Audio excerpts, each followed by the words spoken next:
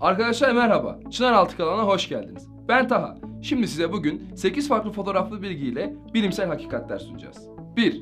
1900 yılların başına geldiğimizde makrofizik dünyası artık fiziğin gelebileceği en son noktaya ulaştığını zannediyorlardı. Fakat 1905 yılında ünlü fizik adamı Einstein, relativite yani görelilik kanunuyla kuantum fiziğinin başlangıcını temellendirmiş oldu. Hac suresi 47. ayette de Yüce Rabbimiz ferman ediyor ki senin Rabbin katında bir gün saymakta olduklarınızdan 1000 yıl gibidir. Yani zamanın mekana bağlı olarak bir değişkenliği Kur'an-ı Kerim'de açık ve net bir şekilde ifade edilmektedir. 2. Günümüz bilim camiasında yeni keşfedilen durumlardan birisi de şu: ağrı reseptörleri. Bilim camiası eskiden ağrıyı hissetme konusunda şöyle bir fikirleri vardı. Ağrı tamamen dış bir etmen tarafından beyinde hissedilen bir tepki olarak düşünüyorlardı. Fakat gün geçtikten sonra şunu fark ettiler ki ağrı sadece beyinle alakalı değil, aynı zamanda deriyle alakalı da bir durumdur. Ve ağrı reseptörlerinin keşfini 21. yüzyıl başlarında bilim camiası kamuoyuna duyurmuştu. Nisa suresi 56. ayette de yine Rabbimiz ferman ediyor ki Şüphesiz ayetlerimizi inkar edenleri biz ateşe atacağız. Derileri yanıp döküldükçe azabı tatmaları için onların derilerini yenileyeceğiz. yani buradaki azabı hissetmeleri tekrar derinin yenilenmesine bağlı olarak ifade edilmiştir. Buradan da anlıyoruz ki 1450 sene önce gelen ümmi bir insan bunu bize açık bir şekilde Rabbinden ferman ediyor. 3. İnsanların cinsiyetinin belirlenmesi 23. kromozom tarafından belirlenmektedir. Yani X ve Y kromozomları. Bu kromozomlar da insan hayatının döllenme evresinde yeni bir çocuğun cinsiyetinin oluşmasındaki en temel faktördür.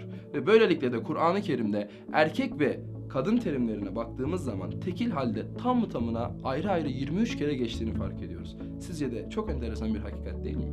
4. Kur'an-ı Kerim'de gün kelimesi yani yevm terimi tamı tamına 365 defa geçmektedir. Dünyanın güneş etrafındaki bir turunu tamamlaması da tam tamına buna işaret etmektedir. 5. Demir elementi dünyamızın oluşum sürecinde kendi kendine oluşabilecek bir metal değildir. 2 tane süpernovanın patlaması sonucunda dünyaya indirildiği Hubble teleskobu tarafından da ifade edilen bu dönem yaklaşık 1920 yıllarında dünya kamuoyuna sunulmuştur. Hadid suresinin 25. ayetinde bu olaydan şöyle bahsedilmektedir. Demiri indirdik ki onda büyük bir güç ve insanlar için yararlar vardır. Burada indirdik kelimesi tam da anlatılan hadiseye işaret etmekte. 6. Bilim adamlarının ifade ettikleri bir hakikat de şu: evren sürekli genişliyor ve bu genişleme limit de sonsuza gitmektedir. Kur'an-ı Kerim'de şu ifade edilmektedir: göğü biz kurduk ve onu genişleteceğiz. 7. Eski dönemlerde zannediliyordu ki dünya sabit, güneş de onun etrafında dönmektedir. Fakat zamanla bu düşünce şu şekilde değişti. Güneş sabit, dünya onun etrafında dönüyor. Fakat gün geçtikçe hepimiz fark ettik ki aslında güneş ve dünyada hareketli. Dünyada güneşin etrafında, güneş belli bir yörüngede devam ederken etrafına dönmektedir.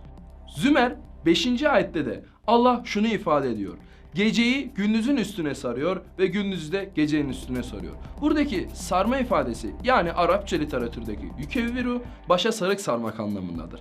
Ve dikkatli bir şekilde incelendiğinde terminolojik olarak bu anlamın aslında sarılan şeyin yuvarlak olduğunu yani baş şeklinde olduğunu ifade etmek anlamıyla kullanılmıştır.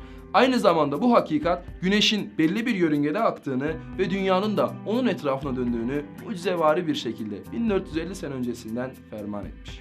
8. 8. ve son bilgimiz ise hepimizin bildiği gibi ozon tabakası ile ilgili. Ozon tabakası dünyamızı ultraviyole ışınlardan ve aynı zamanda çarpma tehlikesi olan göktaşlarından korumaktadır. Aynı şekilde de Enbiya suresi 32. ayette Rabbimiz şunu ferman etmektedir: biz göğü size korunmuş bir tavan yaptık. Apaçık ozon tabakasına ve onun işlevlerine bir delil olarak bize ferman ediyor. İşte bugün konuşmuş olduğumuz 8 ilginç bilginin 1450 sene öncesinde ümmi bir zat yani okuma yazma bilmeyen biri tarafından çölün ortasında söylenmiş olmasının sizce de imkansız olduğu ayan beyan değil mi? Şüphesiz ki hepsi ortak bir lisanla ifade ediyorlar ki başını kaldır, kendini tanıttırmak isteyen faal ve kudretli bir zatın harika işlerine bak. Sen başıboş olmadığın gibi bu hadiseler de başıboş olamazlar. Her birisi çok hikmetli vazifeler peşinde koşturuluyorlar.